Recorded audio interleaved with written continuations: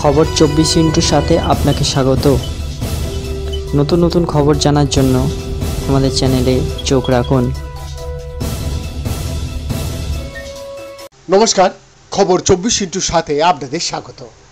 দর্শক, pre diabetes হলো একটি রোগ নির্ণয় যার লক্ষ্য উচ্চ ঝুঁকিতে থাকা ব্যক্তিদের চিহ্নিত করে ডায়াবেটিস প্রতিরোধ করা, কিন্তু এটি এখনো পর্যন্ত বিতর্কিত রয়ে গেছে।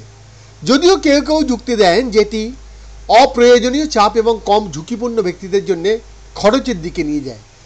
হ্যাঁ, যেখানে অন্যরা বিশ্বাস করে যে এটি বিপাকীয় সিন্ড্রোমের লক্ষণ দেখায় এমন ব্যক্তিদের মধ্যে প্রাথমিক হস্তক্ষেপের জন্য একটা গুরুত্বপূর্ণ সুযোগ বা হতে পারে।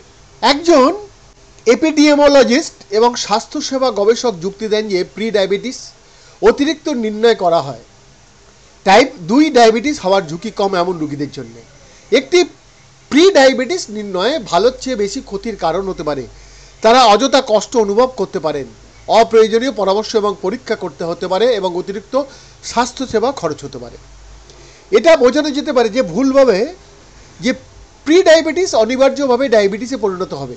শেষ পর্যন্ত লেখক মনে করেন চিকিৎসকদের উচ্চ ঝুঁকিতে বা ডায়াবেটিসে আক্রান্ত রোগীদের শনাক্ত করা এবং চিকিৎসা করার দিকে মনোনিবেশ করা উচিত। আসুন আগুন নিভিয়ে ফেলি, আগুনের শিখাতে পাখা যেন না ধরি।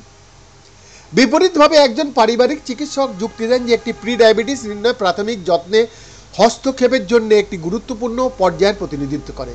প্রি ডায়াবেটিস একজন ব্যক্তির মেটাবলিক সিন্ড্রোম আছে বলে সংকেত দিতে পারে, যা সর্বজনীন মৃত্যুর ঝুঁকি, কার্ডিওভাস্কুলার রোগ, সাধারণ ক্যান্সারের ঝুঁকি এবং নিউরোকগনিটিভ ডিসঅর্ডার বাড়ায়।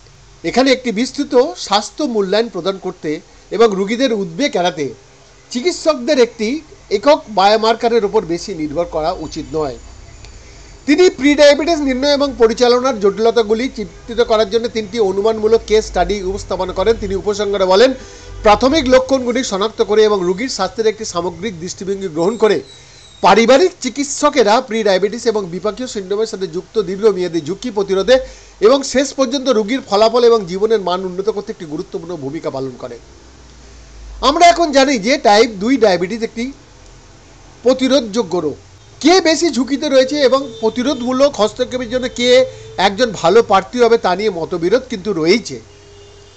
অগ্রগতি রোধ করার জন্য প্রাথমিক হস্তক্ষেপের সুযোগ সহ প্রি ডায়াবেটিসের অতিরিক্ত নির্ণয়ের সম্ভাব্য ক্ষতির ভারসাম্য বজায় রাখা কিন্তু বেশ জটিল।